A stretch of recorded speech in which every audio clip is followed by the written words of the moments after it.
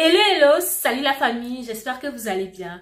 Moi, ça va. J'espère que toi qui me regardes en ce moment, tu vas bien. Alors la famille, aujourd'hui, on est de retour pour une nouvelle vidéo.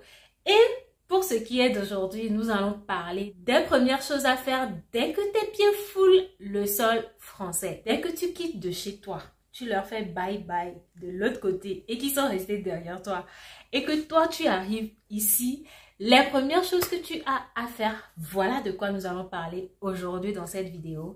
Donc la famille, j'espère que vous allez aimer cette vidéo, j'espère que vous allez aimer la regarder, que vous allez l'enjoy. Donc laisse-moi un gros pouce en l'air, dis-moi comment tu trouves la vidéo dans les commentaires, partage-la avec d'autres personnes et si tu n'es pas encore abonné, vas-y, abonne-toi, on y va.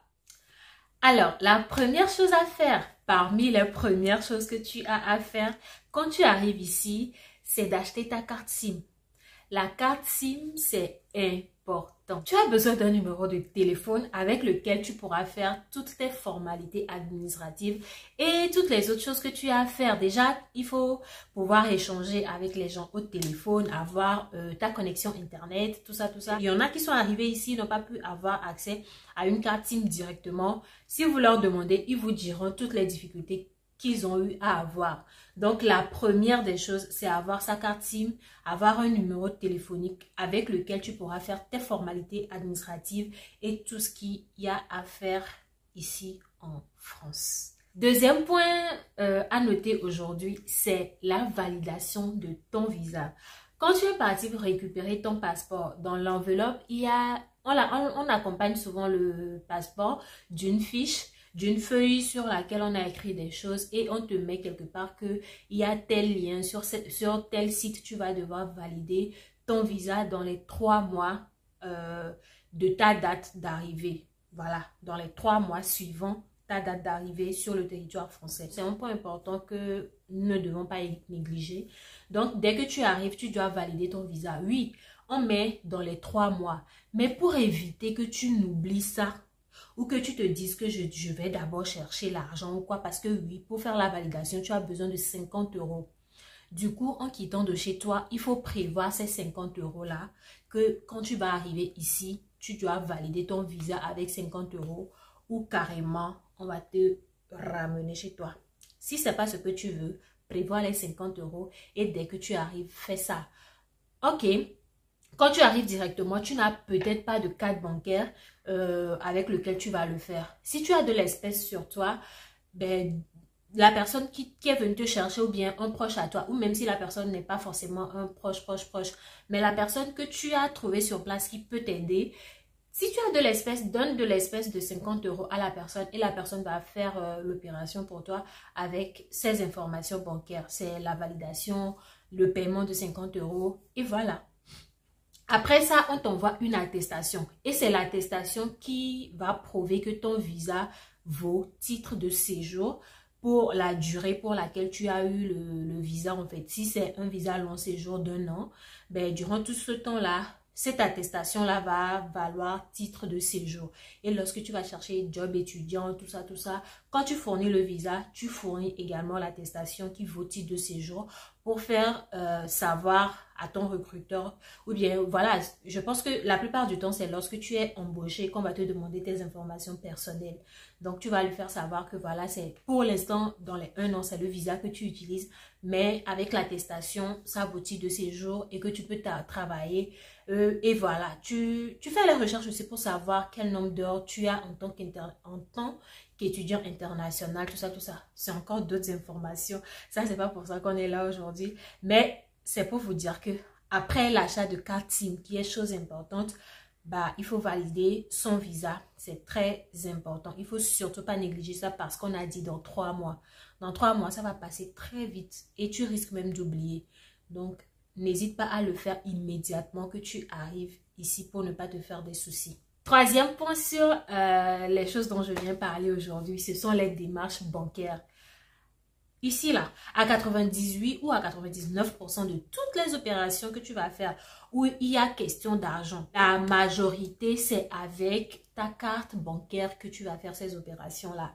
Donc, dès que tu arrives, tu as ton logement, tu as une adresse de domicile, rends-toi à la banque, va faire tes démarches bancaires. C'est important. Il faut avoir ces informations bancaires pour que, voilà, toutes les autres démarches que tu auras à faire ne soient pas au ralenti. Et plus tu ne prends pas ces initiatives-là tôt, ça joue sur les autres démarches que tu as à faire. Comme par exemple le prochain point que j'ai eu à noter, les démarches à faire pour ces formalités afin d'avoir le numéro de sécurité sociale. Ça, tu ne peux pas être en France et ne pas avoir le numéro de sécurité sociale. Ton numéro de sécurité sociale, c'est ton identité en France. Après avoir fait la validation de ton visa, sur l'attestation, on note également là-dessus de te diriger sur Amélie, qui est le site sur lequel tu vas faire les démarches qu'il faut pour avoir ton numéro de sécurité sociale. Il faut savoir que le numéro de sécurité sociale, c'est pas quelque chose que tu vas faire la demande aujourd'hui, ça va venir demain ou dans 2 semaines ou quoi. Ça prend du temps. Ça peut aller jusqu'à 1 mois et demi, 2 mois. Et ça te ralentit sur beaucoup de plans. En tout cas, moi personnellement, comme depuis chez moi, avant même d'arriver, j'avais déjà prévu de faire certaines choses. Et voilà, le fait que je n'ai pas pu avoir mon... Après, bon... Quand je donne la période dans laquelle je suis arrivée et le moment où j'ai eu ma carte vitale, beaucoup de gens me disent ça, toi tu dis que ça n'a pas été tôt parce que jusqu'à l'heure où je suis en train de filmer cette vidéo, il y en a qui n'ont toujours pas leur carte vitale. Avoir la carte vitale qui est le numéro de sécurité sociale, ben c'est pas aujourd'hui, demain, c'est pas après-demain qu'on va te délivrer la carte vitale. Donc c'est important de l'avoir. Du moins, le numéro de sécurité sociale, ça vient un peu plus tôt que la carte vitale. C'est l'attestation provisoire, quelque chose comme ça. Oui, mais c'est déjà ton numéro de sécurité sociale. Donc, franchement, dès que tu as ta carte SIM, parce qu'on aura besoin de ton numéro de téléphone pour faire tes démarches bancaires et on aura besoin de tes informations bancaires pour faire ton numéro de sécurité sociale. Donc, en fait, tout n'est qu'une suite, en fait. Donc, quand tu as les bonnes informations, tu fais les démarches comme il faut, comme il se doit. Et tu es bien, quoi, tranquille. You know, c'est pourquoi il faut rester scotché sur la chaîne. Si tu n'es pas encore abonné, abonne-toi. Tu vas avoir les informations qu'il te faut. L'autre point dont je vais parler, c'est d'avoir Google Maps. Google Maps, là, moi, quand j'étais à Lomé, je l'ai beaucoup négligé. En fait, je ne m'en servais même pas. Mais ici, là, dans ce pays-là, Google Maps, ça va être ton ami. Non seulement Google lui-même, c'est ton ami que tu vas tenir comme ça. Mais Google Maps, tu vas l'avoir tout le temps en fait. Quand tu as rendez-vous quelque part, quand tu dois... En fait, tu dois avoir Google Maps dans ton téléphone. C'est hyper important, c'est très très très important.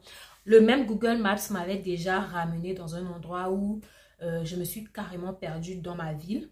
Je ne sais pas si je vais en faire un story time, hein? Bref.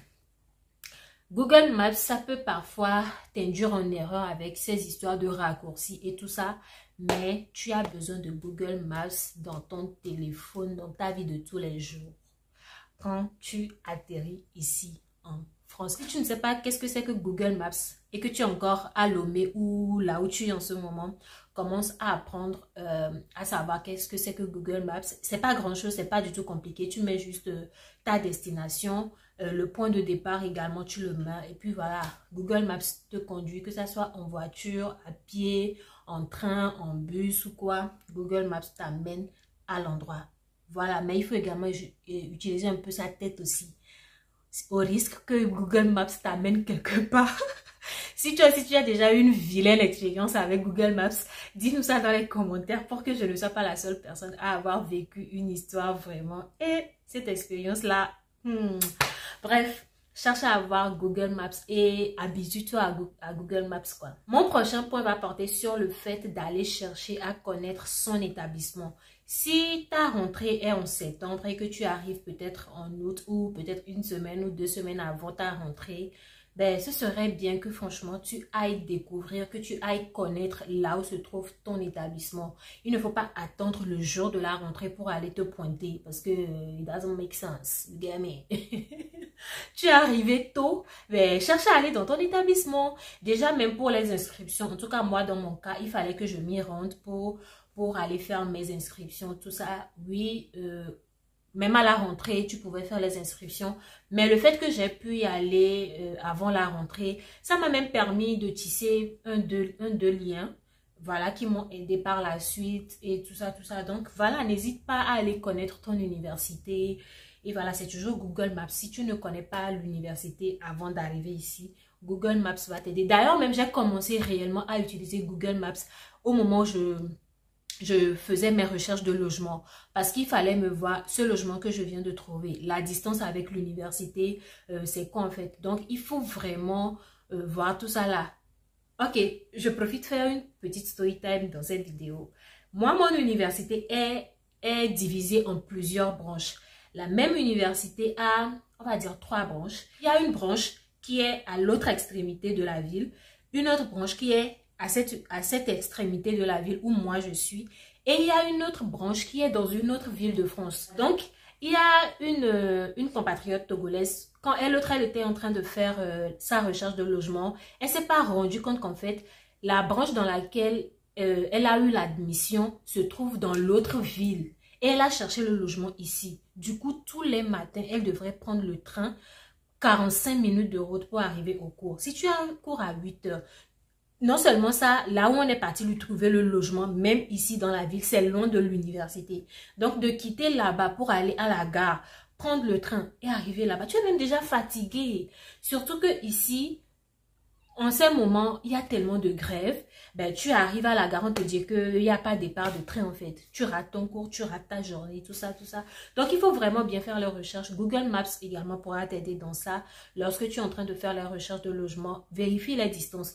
Il faut voir, est-ce que ces distances-là te correspondent? Est-ce que tu préfères être dans les 5 km? Est-ce que tu préfères être dans les 10 km de distance entre chez toi et l'université? Des trucs comme ça. Donc voilà, après avoir cherché à connaître son université, là où tu vas fréquenter, ton université ou ton école, maintenant cherche à visiter également ta ville universitaire, là où tu viens faire tes études en France. Ne reste pas cloîtré chez toi à la maison à te demander, ben, je ne connais personne. Moi, franchement, je n'attends pas quelqu'un pour faire mes choses. Donc, je fais toujours de mon mieux.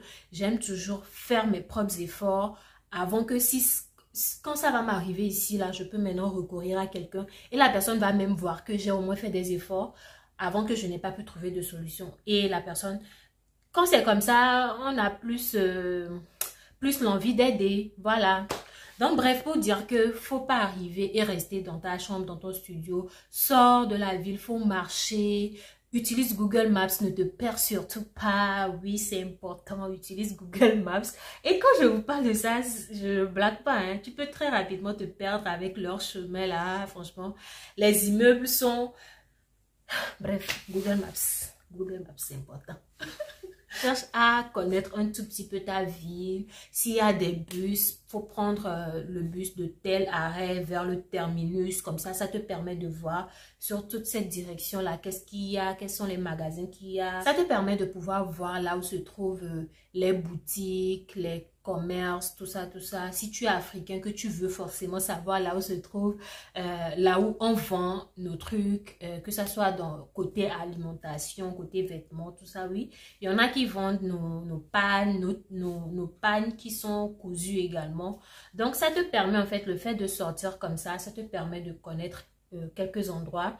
Même si tu vas pas tout connaître en même temps, ben, au moins tu ne restes pas là à la maison à ne rien faire. Il y a même une personne qui m'a récemment posé la question dans les commentaires de l'une de mes vidéos en me demandant la vidéo de la neige. Voilà, la personne me demandait sous cette vidéo comment tu as fait pour connaître toutes ces boutiques. En fait, quand je peux me réveiller aujourd'hui, j'ai juste pas envie de rester à la maison comme ça, surtout si je ne suis pas partie au cours ou que je ne suis pas partie au travail. Je prends un bus, je le prends à un certain arrêt, je vais à son terminus et parfois même je peux rester dans le bus et aller dans l'autre direction, aller au terminus de l'autre direction. Ça me permet en fait de découvrir ma ville, de voir les endroits qu'il y a, les boutiques, tout ça, tout ça. Donc, en fait, c'est ça. Personne ne m'a amené à aller connaître un tel endroit, non. Je fais également les boutiques. Je peux maintenant écrire Lidl dans ma ville. Je mets le nom de ma ville, je mets Lidl, ou bien je mets Action, ou bien je mets H&M, ou bien je mets Primark. Et quand il n'y en a pas, bah, rien ne sort en fait. Donc voilà, il faut juste prendre des initiatives soi-même. Voilà, faire des efforts. Ici même, tu ne peux pas rester là sans faire d'efforts. Que ça soit effort physique, effort mental, effort quoi, je ne sais pas. Tu vas faire des efforts au quotidien pour pouvoir t'en sortir parce qu'il n'y a personne qui sera là pour toi. En fait, j'ai comme l'impression que cette vidéo est en train de partir dans tous les sens. Mais voilà, il fallait que je touche un peu à tous ces points-là. Le dernier point que je touche aujourd'hui, c'est que tu dois chercher du travail. Tu dois chercher à... Bon, si je dis dois, c'est exagéré. Il faut chercher du travail. Après, moi, depuis que je suis à Lomé, avant même que je ne quitte Lomé, je préparais déjà mon mental à ça parce que je voulais travailler, je voulais faire de l'argent moi-même. Je voulais, voilà, je voulais faire quelque chose, me rendre utile et me faire de l'argent, tu vois, légalement, sainement, tu vois. Donc, je voulais vraiment faire ça. Et je me préparais déjà psychologiquement. Après, j'ai pas eu toutes les informations parce que quand je suis arrivée, j'ai fait face à des situations. Si j'avais eu ces informations-là, ben, je m'aurais mieux préparée encore. Mais voilà, comme moi-même, j'avais déjà préparé mon esprit au fait que Lucrèce, quand tu arrives ici, ce que tu trouves, tu vas le faire. J'ai mis des limites au type de travail que j'ai bien envie de faire. Mais quand je vais trouver dans ce que je veux faire, ou bien même tout de suite, si je ne trouve pas dans ce que je veux faire, mais que j'ai l'opportunité de travailler dans quelque chose pour un temps, que je donne le meilleur de moi là-bas, que je fasse les choses bien, voilà quoi. Il faut déjà préparer ton mental au fait que un job étudiant, c'est pas aller rester dans un bureau, c'est pas forcément aller t'asseoir quelque part tranquille, à taper sur l'ordinateur, non. Un job étudiant, c'est pas forcément ça. Quand tu es en alternance en entreprise, oui, ça peut être différent et ça, c'est un autre cadre. Mais là, je parle de job étudiant. La plupart des jobs étudiants, tu restes debout pendant des heures. Si tu as 4 heures de travail, peut-être tu as Il y a un type de travail que j'avais eu à faire dans mes débuts. Quand je commence à 18 heures et que je dois finir à 22 heures, ben, j'ai 30 minutes de pause. C'est-à-dire quand j'arrive à 18 heures, comme c'est un restaurant, j'ai 30 minutes pour manger. J'ai 30 minutes de pause déjeuner. Donc, je mange de 18 heures à 18h30. Et à partir de 18h30, le travail commence. Tu es debout. Là encore, c'est bien. Il y a certains jours, je peux commencer à 11 heures. Et voilà, quand tu arrives à 11 heures, tu manges. À 11h30, tu commences le travail. Et si c'est à 16 heures ou à 17 heures ou même à 18 heures que tu dois finir, il faut savoir que tu vas rester sur tes pieds pendant toute cette durée-là. Donc, toi-même, il faut compter le nombre d'heures. Tu vas rester sur tes pieds pendant 4 heures, 5 heures, 6 heures de temps sans t'asseoir. À aucune minute, tu auras le droit de t'asseoir. Tu t'assois, il faut savoir qu'on enlève ces minutes-là de ton salaire parce qu'ici, on est payé en fonction du nombre d'heures qu'on fait. Donc voilà, bref, tu prépares ton mental, tu poses les bonnes questions. Quand on dit job étudiant, qu'est-ce qu'on fait réellement? Comment est-ce que ça se passe? Oui, on imagine tout ce que le type de travail qu'on vient de faire ici, soit glamour, soit chic, Mais c'est pas tout le monde qui va tomber sur ça.